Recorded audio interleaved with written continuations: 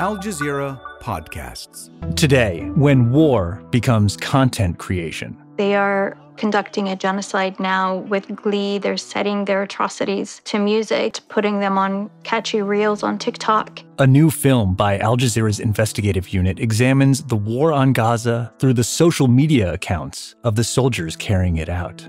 I'm Kevin Hirten, and this is The Take.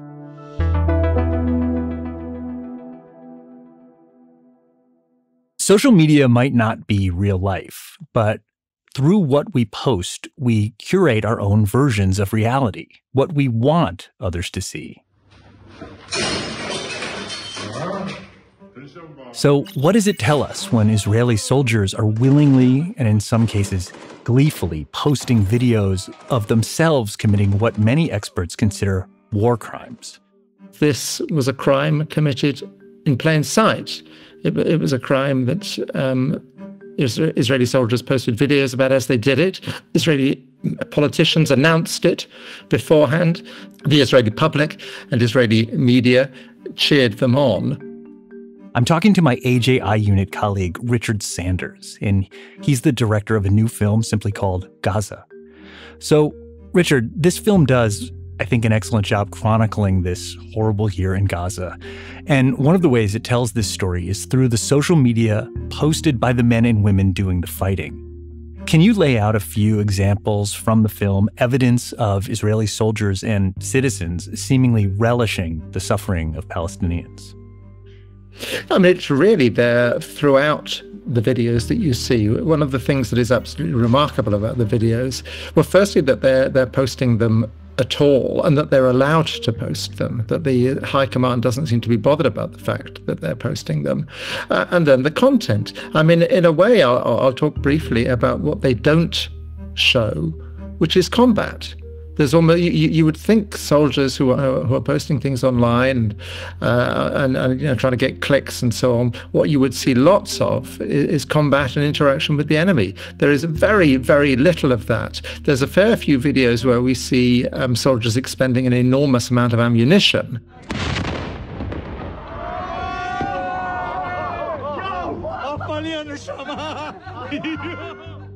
It's not terribly clear what they're firing at.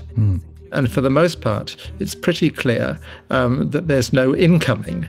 Now, there's an awful lot of rhetoric in these videos. There's a lot of contempt for the civilian population. There's a lot of mocking of the civilian population, of their houses, of their possessions, and so on. Where soldiers talk about why they're doing things and the logic of why they're doing things, yes, I mean, revenge just comes through again and again and again, as it does in the rhetoric of Israeli politicians, as it does in Israeli media and in Israeli civilian social media, which were also things we looked at. There's a quote from Yossi Meckelberg that uses the term revenging. From the beginning, it was obviously that in order to restore deterrence, it will respond disproportionately. We can't escape that there was a strong element of avenging and revenging. That vengeance is not only aimed at Hamas, who carried out the attack, but in many cases, the entire civilian population of Gaza. Tell me about this TikTok trend called This Was My Home. Yes, so this happens in the very early weeks of the war. This Was My Home was a song that came out in Israel some time ago now. It was a sort of parody song originally. And it says, this was my home, there's no water, there's no electricity, there's no gas. And it says it also belonged to, and then it runs off a string of Arabic names. Now, clearly that it's mocking Palestinians for the loss of their homes.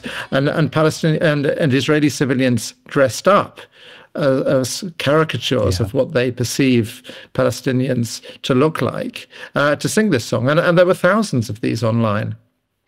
One of the sections of the film that I can't stop thinking about is when the film follows these Israeli demolition units that were deployed throughout Gaza after people fled their homes. You can see social media videos of soldiers, they're rifling through people's possessions, their underwear drawers in some cases, and then just destroying houses en masse. I think this is going to be a section that a lot of people will find very hard to watch. So I'm going through these terrorist houses looking for guns and explosives like we found money. And every single house inside of Gaza, this is what I say, every single, unbelievable. 2 or 3 doors stuffed with the most exotic laundry that you can imagine. Just pile loads of it. Every single house. Stuffed to the brim, look at that. Unbelievable. These naughty, naughty Gazans. Why is it so important for people to see this? Yes, I mean, it's a war crime. It's something called wanton destruction. And we see 2 types of it in the film. You see people are smashing up people's houses. They'll be in someone's living room. They're throwing things at the telly. They're destroying the furniture. They're smashing all the crockery in the kitchen. And this you see again and again and again in the videos. There is then another category. I think it's the most common single category in the videos, which is detonations, explosions.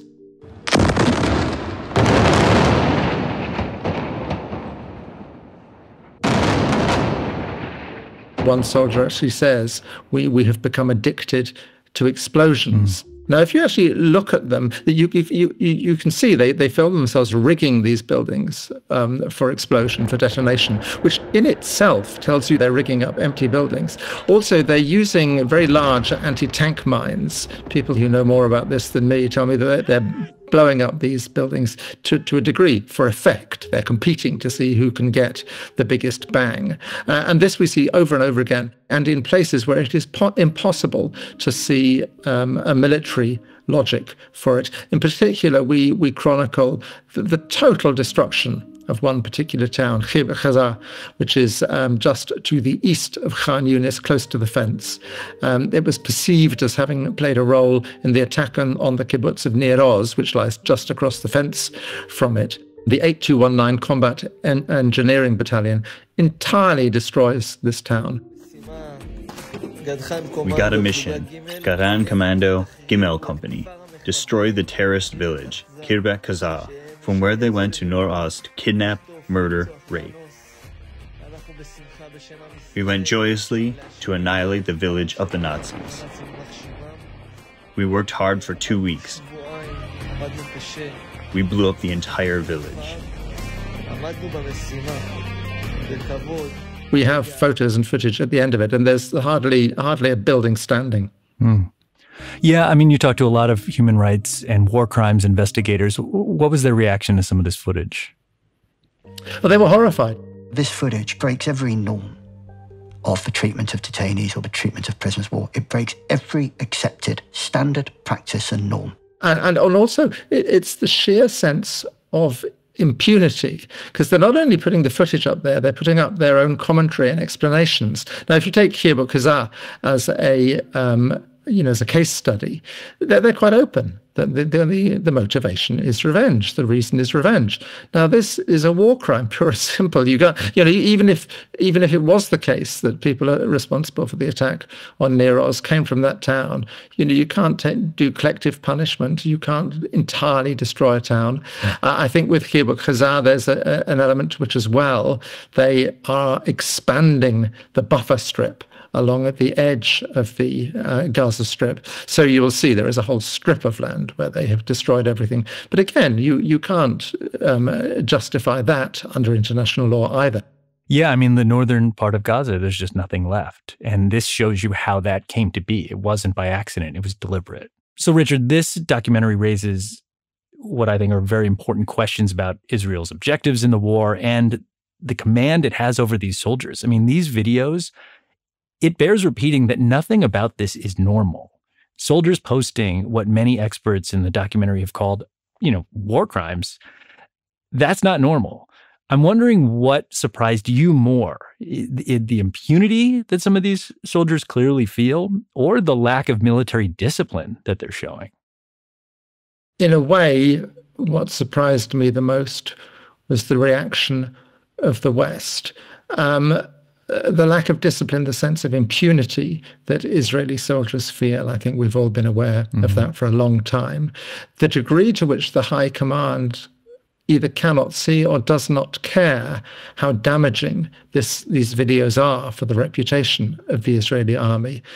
I mean, these are not impressive. These do not show men fighting. They show men dressing up in women's underwear. Let's be clear about this. I think the main point of the film is this was a crime committed in plain sight.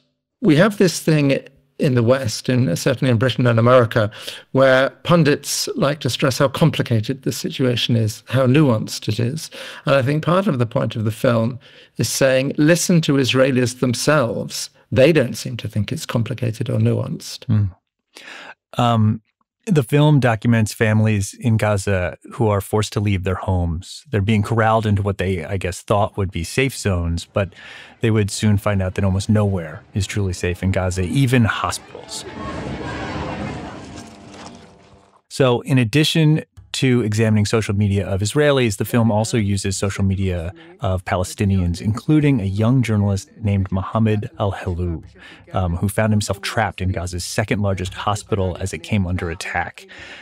Richard, can you tell me about Mohammed? Mohammed is an extraordinary story. He's 23, Mohammed. He's a freelance journalist. He was at Al-Shifa Hospital in Gaza City initially. He fled to the south with thousands of others at the beginning of November. He was then at the Nasser Hospital, which was besieged, and all of the people taking refuge there were driven out in the middle of February. And Mohammed's footage provides a remarkable record of the siege of Nasser Hospital and the expulsion of the displaced people there. The number of, I asked Mohammed how many times he'd almost been killed, and he came up with a sort of ludicrous figure. And I said, well, hang on, what do you mean by almost killed?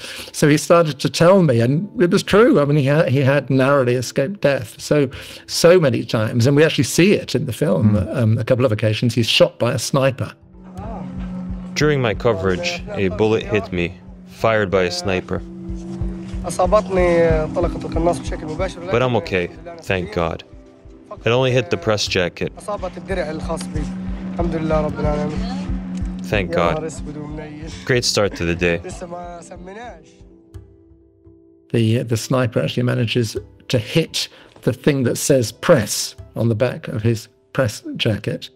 Mohammed eventually escapes further south and eventually leaves the Gaza Strip. The great tragedy with Mohammed is his younger brother, his 15-year-old brother, was killed just last week, which I think for Mohammed, having survived so much himself, is just devastating. At the start, he believed in his vocation. If he just showed the world what was happening to them through journalism, that it would stop and that the world would surely put a stop to it. But we get to watch in the documentary in real time as he kind of loses faith in humanity. I take this video and I can't believe this. This is my friend. He's beside me. He's shot. And I can't help him. More after the break. So the hospital's Al-Shifa, that was a big moment in the news over the course of the war. Another moment that broke through the news coverage is when an aid convoy was targeted back in April. An Israeli airstrike in Deir al-Balah has killed at least several aid workers, most of them foreign nationals. Well, they were members of World Central Kitchen, a group that's coordinating aid deliveries transported by ship from Cyprus. It sparked international outrage. There was some sense that maybe this might move the needle and call attention to the humanitarian situation in Gaza. That never really happened. In the documentary, you show that this event may not have been the rarity that it seemed to be, that human rights investigators accuse Israelis of using starvation as a weapon of war. As far as alleged war crimes go, Richard, this is about as serious as it gets, right? That's right. It's Human Rights Watch. It's Bill Van Esveld from Human Rights Watch. You have collective punishment of the civilian population, and you specifically have the use of starvation as a weapon of war.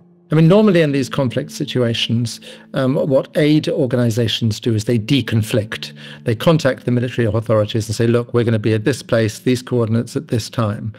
What appears to have happened in the Strip is that when you are at those coordinates at that time, the Israelis hit precisely those coordinates at that time. I think one of the things we must all wrestle with as journalists is we're obliged to report both sides, of course, and give both points of view. I think in practice, if you listen to the way the West reports the statements of governments. We tend to divide the world into sensible, trustworthy governments and those you can't really trust and are a bit dodgy. That it may be subconscious, but you actually watch the news and listen to it, and the statements of governments around the world are reported in that way. I think one of the great peculiarities is that Israel continues to belong to the first group. The Israeli military insists it successfully targeted a Hamas command and control center at al-Mawasi. Every effort, the army also said, had been taken to minimize civilian casualties, using extensive intelligence. It continues to be regarded as part of the Western democratic club of nations, despite the fact that manifestly, again and again and again and again, it just brazenly lies to the media. There's a thing I would call gangster lying, which is a manifestation of power, where you look someone in the eye and you tell them a ludicrous lie, you tell them an absurd lie, and you're effectively saying, I know it's not true, you know it's not true, you know I know you know. What are you going to do about it? Mm-hmm. So, Richard, I must say, over the past year, I've followed this war very closely. I've done probably a dozen episodes for the Take podcast on Gaza, yet I was still just sort of overwhelmed when I saw the final cut of this project. I mean, the scale of it, the inhumanity, and how the world largely accepted it. For me, this was the first time I felt like I could see the war with a bit of distance, as history might view it. And Richard, I've got to say, it's a searing indictment of how Israel carried out this war, but also for those nations who enabled and facilitated it. Maybe we can end with you commenting on the last line of the film. The death toll continues to rise. Western nations continue to provide arms to Israel, and Israeli soldiers continue to pose for photos. The film is really a j'accuse. The Germans and the Americans, obviously above all, do continue to supply weapons. We look in the film at how the British appear to be providing more subtle forms of assistance. But it's also how the war is reported. It involves a false equivalence. There's the false equivalence, as has been pointed out many, many times, but never taken on board, between an all-powerful occupying power and a prostrate, powerless people. But also in this conflict, I mean, let's just look at the hard statistics. Just look at one simple, horrifying metric, which is dead babies. This war is carried out in response to October the 7th. We showed in our previous film about October the 7th that 2 babies were killed on October the 7th, which is appalling and is a crime. When the Hamas Health Ministry released a very, very detailed list of the dead whose identity they had managed to confirm, so that's a subset of the dead, at the end of August, the first 14 pages were taken up with children under the age of 1. And the actual figure will be much larger. It doesn't include the 7,000 or so people whose identities they have not confirmed. It doesn't include all those people still buried under the rubble. It doesn't include those who have died as a result of lack of access to medicines and healthcare. There is simply no equivalence between the suffering on the two sides. And to report it as if there is, to have a feature on an Israeli family whose child is still being held hostage, and then a feature on 40 dead Palestinians, 20 of whom are children, is to buy into a racist arithmetic. And I think we need to be clear about that. And that's The Take.